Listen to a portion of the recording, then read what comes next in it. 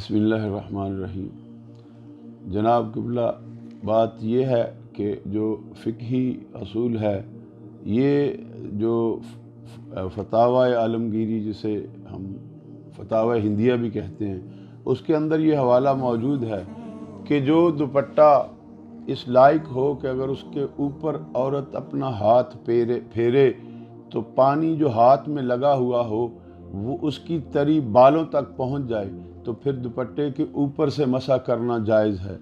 अगर वो औरत दुपट्टे के ऊपर हाथ फेरती है लेकिन बालों तक तरी नहीं आती, तो फिर ऐसे दुपट्टे पे मसा करना जायज़ नहीं। उसके लिए हुक्म ये जो फ़तावा आलमगीरी जिसे हम फ़तावा हिंदिया भी कहते हैं, उसमें ये हुक्म है कि फिर औरत दुपट्टे के नीचे से हाथ डाल के फिर सर का मसा करे तो फिर उसका मसा होगा। जब मसा सही होगा तो फिर उसका वज़ू सही होगा। जब उसका वज़ू होगा तो फिर उसके बाकी सारे भी जितने भी उसने अमूरात करने हैं वो सही तरीके से अंजाम देंगे। तो बात यह है कि औरत के लिए ज़रूरी है कि उसके बालों तक तरी पहुंचनी चाहिए।